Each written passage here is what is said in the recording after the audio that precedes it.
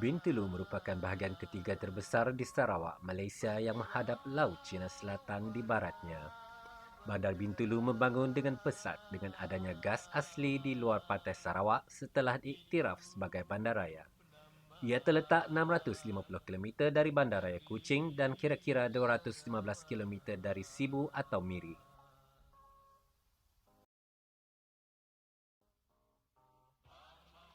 Pada asalnya, Bintulu merupakan sebuah perkampungan nelayan. Dengan kedudukan yang strategik, perkampungan ini kemudiannya berkembang menjadi pekan dan menjadi hub perdagangan. Berikut merupakan beberapa rakaman gambar lama keadaan pekan Bintulu sekitar 1950-an.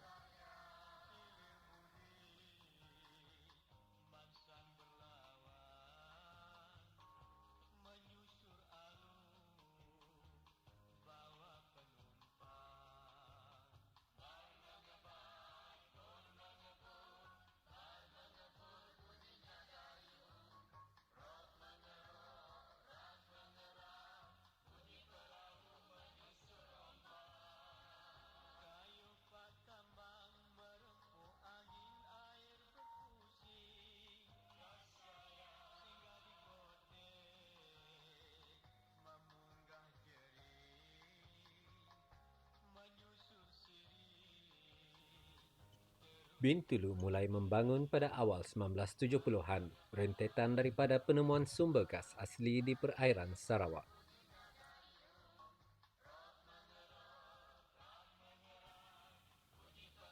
Sekitar awal 1990-an, Bintulu mulai berkembang pesat.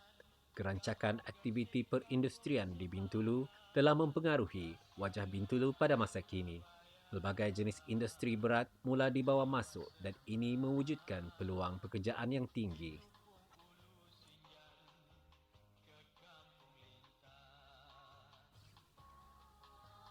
Dengan kepelbagaian etnik di Bintulu, etnik utama di Bintulu adalah etnik Melanau Bintulu atau dikenali sebagai Vai Bintulu. Tak kenal maka tak cinta. Selain terkenal dengan perindustrian gas cecair, Bintulu juga terkenal dengan industri pembuatan belacan. Boleh dikatakan, lebih separuh penduduk Bintulu, baik penduduk asal maupun yang telah lama bermastautin di Bintulu, tahu cara-cara pemprosesan dan pembuatan belacan. Bermula dengan musim bubuk, proses tawar-menawar bagi mendapatkan harga bubuk yang terbaik akan berlaku di antara penjual dan juga pembeli. Uniknya, penjualan bubuk tidak menggunakan timbangan kilo. Sebaliknya, proses penjualan dilakukan dengan menggunakan kaedah timbangan gantang.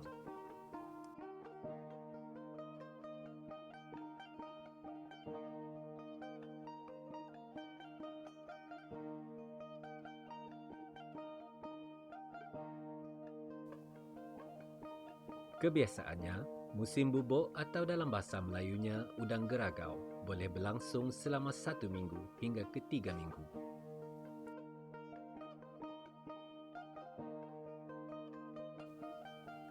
Selain dibuat belacan, bubuk turut diproses menjadi cencalu, disejuk beku dan juga dikeringkan.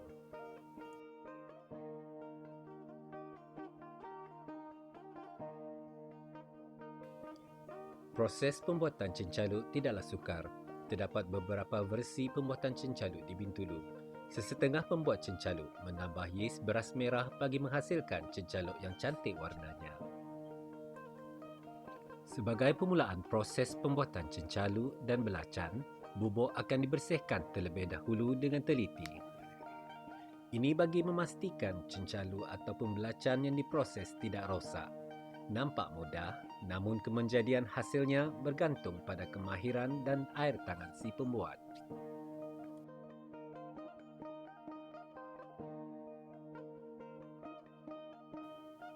Selain hampas, ikan kecil maupun benda asing, sesungut bubuk turut diasingkan. Ini bertujuan agar cencaluk yang dihasilkan nampak bersih dan cantik. Setelah bubuk dibersihkan, antara bahan utama yang digunakan dalam penghasilan cencaluk ialah garam kasar dan juga gula.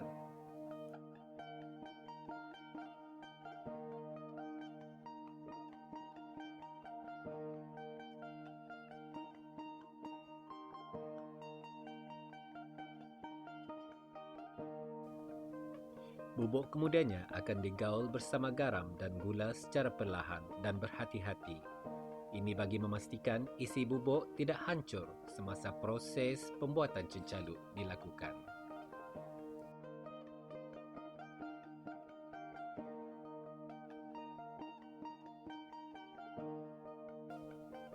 Setelah dicampur dengan sebati, bubuk akan dimasukkan ke dalam bekas kedap udara dan seterusnya disimpan di tempat gelap selama seminggu. Ini bagi membolehkan proses penapaian cencaluk berlaku. Dalam tempoh tersebut, cencaluk akan dibalik-balikkan agar penapaian sekata berlaku.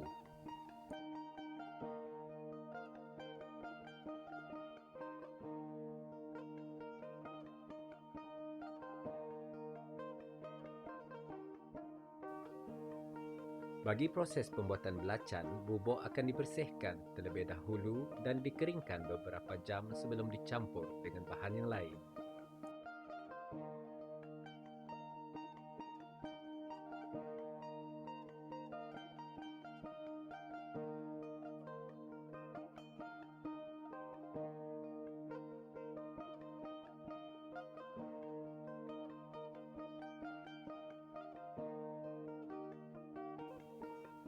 Proses seterusnya ialah melumatkan bubuk dengan menggunakan lesung batu ataupun dengan menggunakan lesung kayu. Bubuk yang telah dilumatkan akan dijemur untuk dikeringkan.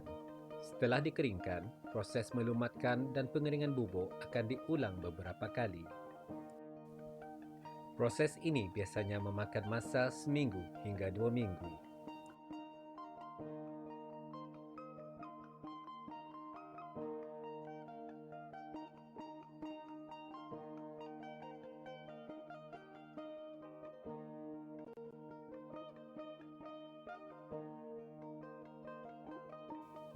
Belacan yang telah siap diproses akan disimpan di dalam bekas kedap udara atau dibentuk menjadi ketulan dan dibungkus.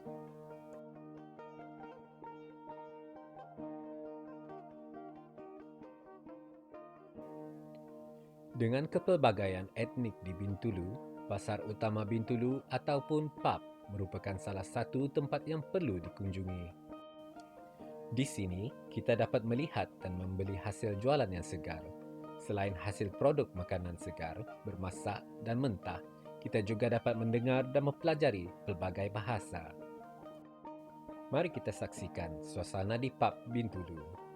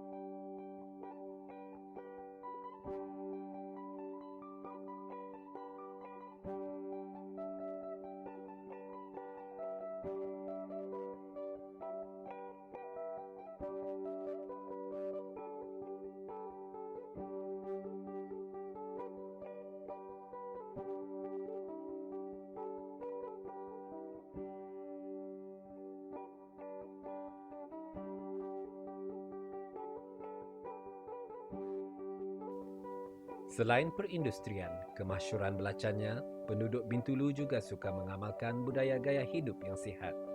Di Bintulu, terdapat pelbagai kawasan untuk beriadah disediakan. Ini adalah dataran es planet Bintulu. Dengan kepanjangan melebihi 3 km, Esplanade Bintulu menawarkan pelbagai aktiviti menarik seperti riadah, hiburan maupun pemandangan yang indah.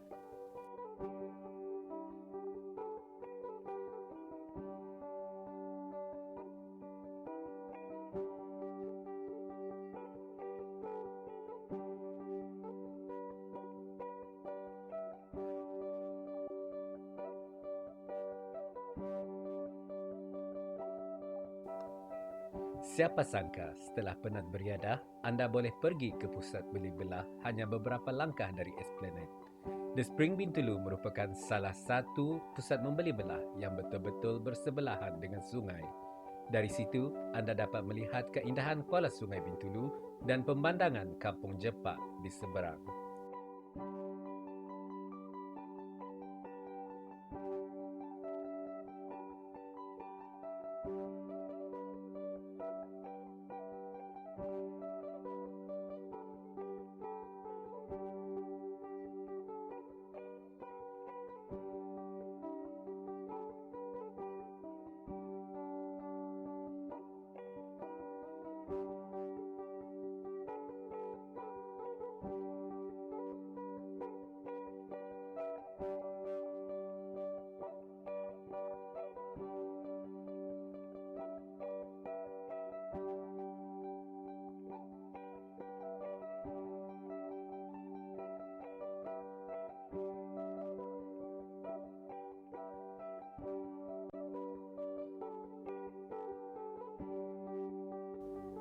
Selain Esplanade Bintulu, Pantai Tanjung Batu Bintulu merupakan salah satu tumpuan bagi penduduk Bintulu untuk beriadah dan beraktiviti sosial.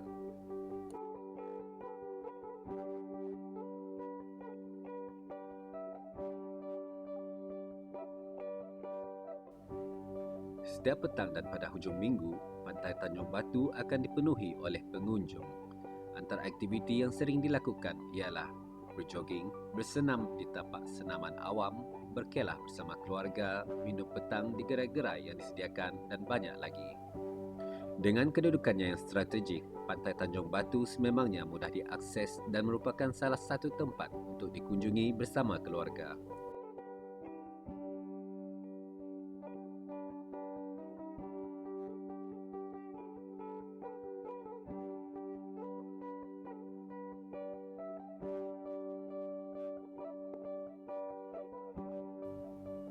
Selain itu, kemudahan tapak untuk penjualan makanan bergerak turut disediakan. Ini sedikit sebanyak dapat menggalakkan golongan belia untuk menceburi bidang penjualan makanan di samping meluaskan dan memperkenalkan kaedah perniagaan makanan melalui kenderaan bergerak yang dikenali sebagai truck food.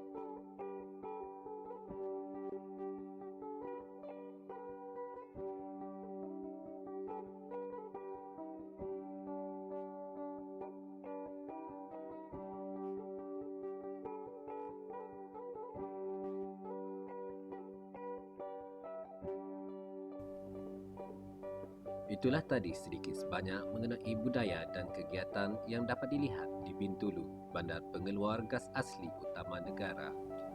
Kepada pengunjung yang pernah mengunjungi Bintulu, kami mengucapkan terima kasih atas kunjungan anda dan semoga bertemu lagi di lain masa. Manakala kepada yang bakal tiba, kedatangan anda sangat kami alu-alukan. Seperti kata pepatah Melayu, ke bukit sama didaki, ke lurah sama dituruni, kecil tapak tangan, nyiru ditadahkan. Semoga Bintulu terus pesat membangun dan menjadi bandaraya yang indah dan permai.